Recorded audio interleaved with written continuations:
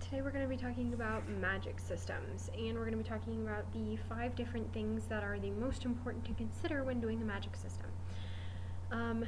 So, first thing that you're going to want to consider is limitations. Your magic can't be all powerful. If it is, it's going to make your character feel more like a Marty Sue or a Mary Stu, Marty Stu, Mary Sue. Which is going to, and that basically just means they are so overpowered that your readers can't relate to them, and so they end up just hating them instead of liking them. Sometimes you can get away with this, like with Superman, but the reason Superman can get away with this is because he's an alien. So if you have some sort of character that is an elf, for instance, they can probably get away with that. Or a fairy, for instance, they might be able to get away with that. But if they are a human who is learning magic, it needs to have limitations. End of story. Otherwise it feels too unrealistic and too frustrating, and we can't relate to them as a character. And we want to be able to relate to them as a character. Relating to them as a character is ultimately the most crucial part of having a well-built character. That being said, with limitations can include all sorts of things. For example, Percy Jackson, he gets really, really tired and almost passes out anytime he uses massive amounts of magic. That's a limitation. Or Harry Potter, he can't be used without a wand and knowing the specific spells in advance. If you don't know the spell, you can't do the spell. These are just basic limitations that help make your reader feel a little bit more like it's realistic. We like our magic systems to have rules. We like our magic system to have those limitations. We like them to feel as though we ourselves could learn them. Which is why you can get away sometimes with the fairy characters or the elf characters having almost borderline all-powerful stuff, but even then you want them to not fully be overpowered, because then, again, we can't relate, and that's a problem. However, with that, you want to make sure that your limitations are relatable. You don't want to have it be like, oh, my limitation is that every time I use magic, I get more pretty. That's not a limitation.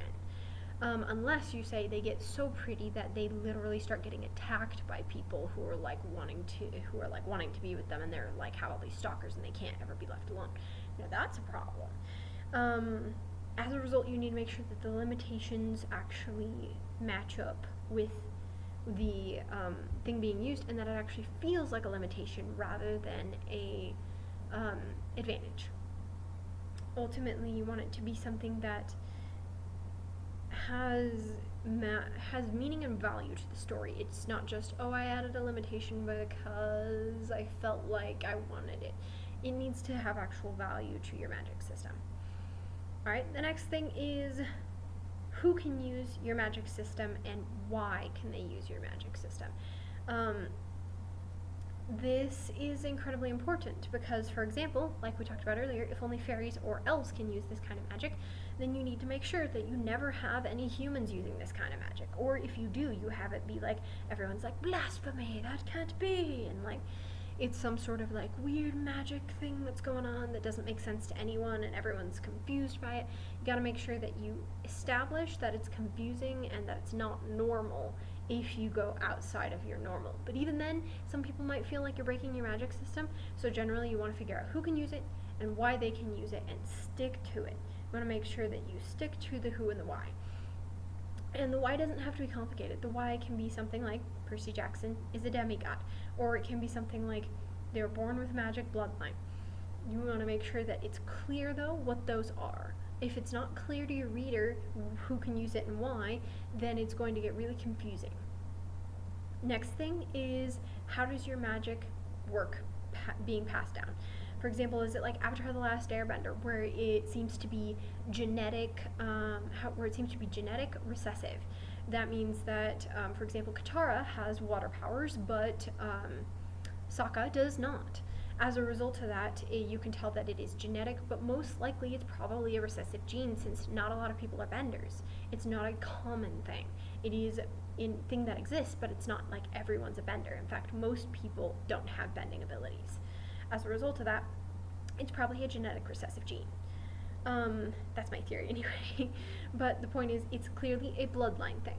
Like Harry Potter. Harry Potter is not a bloodline thing, funnily enough. It is, but it isn't.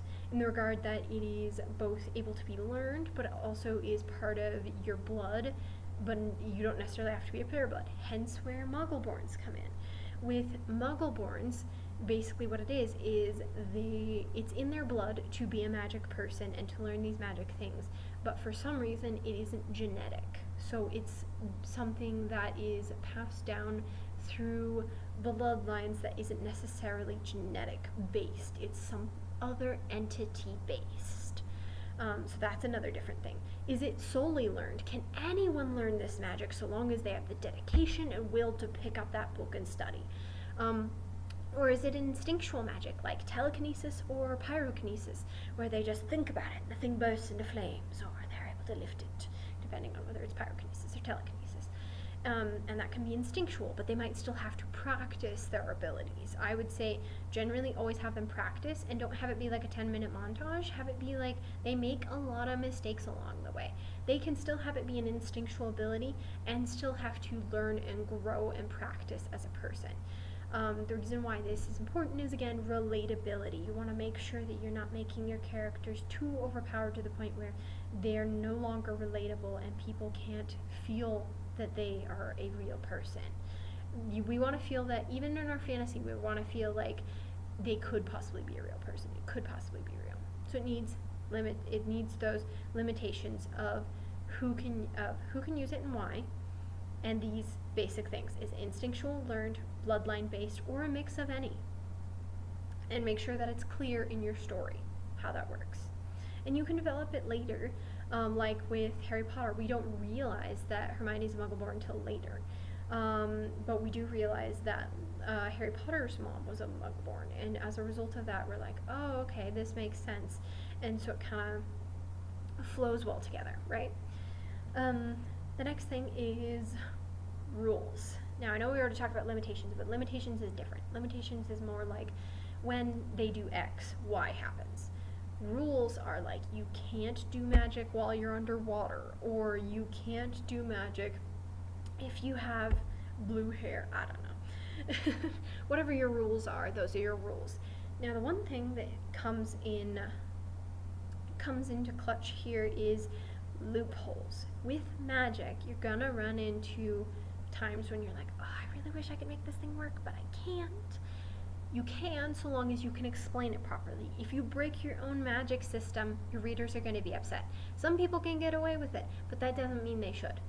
Most readers prefer when you explain your loopholes. So for example, if you're like, you can't do magic underwater, then you say, well, you can if you're in a bubble underwater. That's a loophole. As a result, you need to explain that loophole and have it still fit within your rules while still being a loophole. It's no different than a lawyer finding loopholes in the law to make sure that a person doesn't get prosecuted, either rightfully or wrongfully. And that is their job. It's your job as the creator of your universe to create rules that you can work within. If they're too rigid, then you might have a hard time as a writer being able to make things work.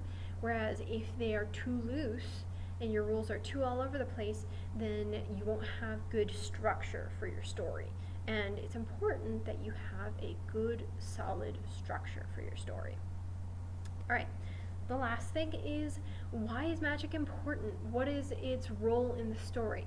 Now, if you have a story and you're like, oh, I can do magic, but then it never actually comes into play, why even have the magic? You gotta make sure that your magic plays a critical role in the story. Is it a cultural thing? Is it a societal thing? Is it a thing that only women have, and so as a result women tend to be more powerful and it tends to be a more matriarchal society? Is magic more of a privileged gift, like in Harry Potter, where some people have it, some people don't have it? And it plays an important role in the story because his whole world changes when he becomes a wizard, well, learns he's a wizard, and joins the Wizarding Society, right? Without that, it wouldn't be a story because the magic is so crucial to it.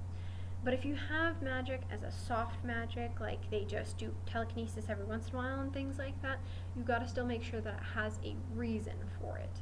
That something changes, or that if it's a part of their fantasy universe, like everyone has telekinesis, then again, it's probably going to be more of a cultural thing, and it's going to change how your culture of your story looks. It's going to have an important role in your society, regardless of if it's a small amount or a large amount, or if they're like the only person on the entire earth who has magic powers and they don't know why. Then it's also going to play an important role in the story, because they're probably going to have the government come after them, and they're probably going to want to experiment on them and want to figure out like what the heck is wrong with you, kind of a thing. So as a result of that, it's still going to play a crucial role in your story, but a different role. It's important that you establish this role before you start writing, because if you don't establish this role, then you're not exactly going to know where your story's going and how it's going to work. And it's important to know those things. Alright, so that ended up being slightly shorter less than I anticipated. That's okay. Next week is going to be our next Adult Writers Club meeting from 8 to 9 p.m. on the 31st of August. And I hope to see you all there. In November, we will have a first chapter writing contest for teens and adults.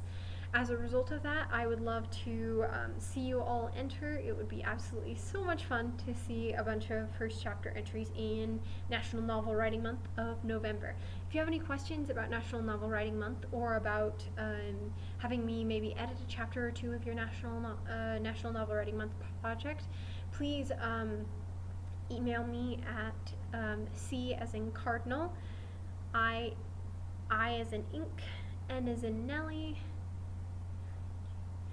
G as in glue, A as in apple, L as in lark, L as in lark, S as in snake, at americanfork.gov. I believe that should be my handle. Let me double check.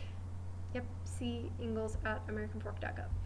And I will make sure to explain it all to you in a way that makes sense, and we can work something out for how I can help you edit things. I'd be more than happy to help you edit stuff for free because of the fact that it's part of the Writers Club. If you want to do it during the 8 to 9 p.m. session, just know that I might have to do multiple people's editing stuff, so I might break up the time into here's your time for editing and here's my time for editing. Whereas if you want me to work on it passively at a slower pace, you can absolutely email it to me using that email. And I can work on it at my own leisure instead of just on that Thursday of the last month. I hope you guys all have a wonderful evening and that you enjoyed the lesson. If you have any other questions or comments, please comment below. And thank you so much. Bye.